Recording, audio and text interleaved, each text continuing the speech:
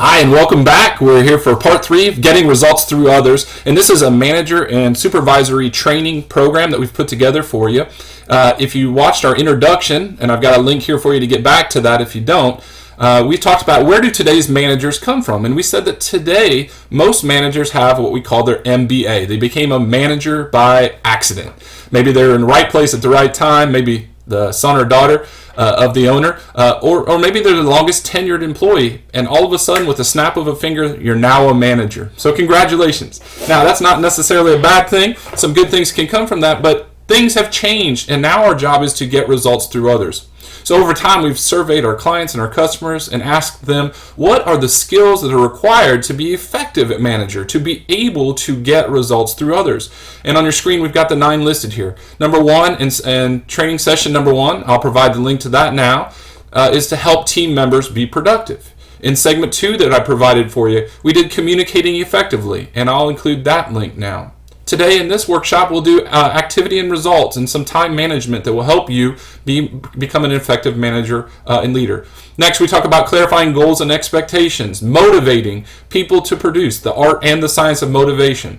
We'll talk about training techniques that work, decision making and problem solving, and reducing the time that goes into that, and creating synergistic teamwork. Last is customer service and customer experience. So we're going to get through all these, but today activity and results and some time management techniques. So there's a key concept that we have to talk about as being a manager, and the term is high payoff activities. See, the problem today is that we've become so busy in our organizations that we treat everything as a priority. The problem with that is if we treat everything as a priority, by definition, nothing is being treated as a priority. So this is a term I'd like you to infuse into your culture. It's HPA, high payoff activities. And those are the priorities in pursuit of your predetermined goals. Those are the activities that give you the biggest bang for your buck. You've probably heard of the 80-20 rule. And the 80-20 rule says that 80% of your results come from 20% of your activity. Well, that 20% activity, those are your high payoff activities.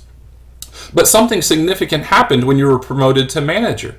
Your HPAs, or high payoff activities, changed dramatically. Let me show you an example of that. So if you came from the sales team and you used to be a salesperson, as a salesperson, your high payoff activities looked like this: sales calls, prospecting, and networking. And those are high payoff activities for a salesperson.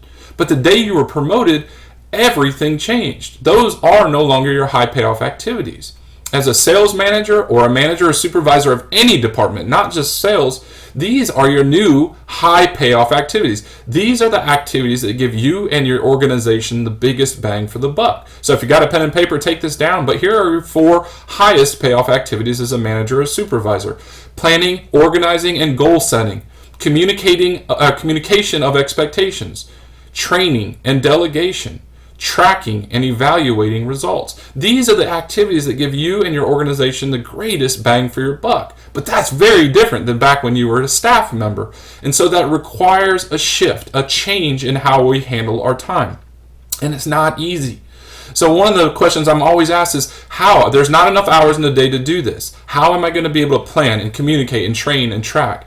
And one of the greatest answers to that question is understanding the art of delegation. Now, I'm going to touch on it gently now, but we'll talk about it even more in another one of these programs I'm going to do.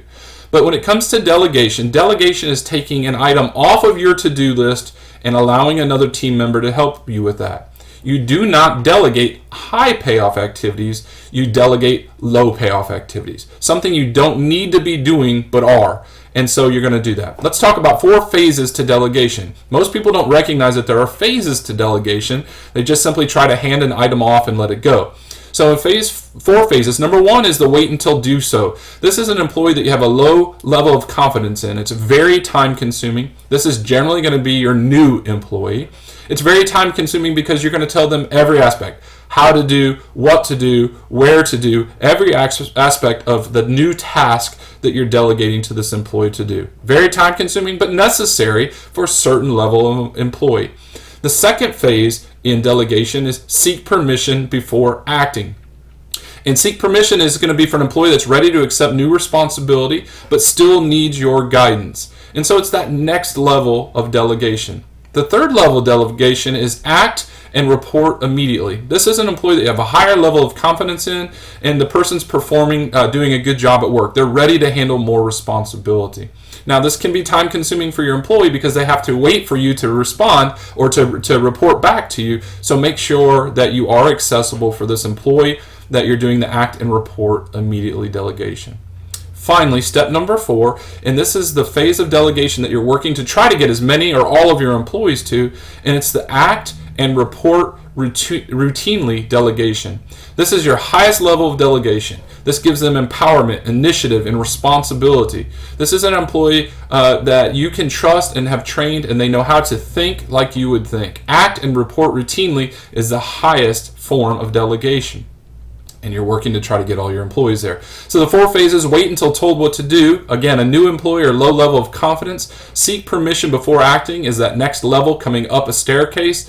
Third is act and report immediately. And finally, and the highest level of delegation is act and report routinely. All of these require that you're involved. All of these require that you're providing feedback. But by delegating low payoff activities to these employees, we will free up time for you to do more of the planning, training, and tracking progress throughout the week. So my challenge to you this week is this.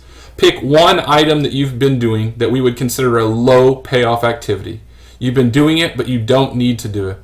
Delegate it to an employee.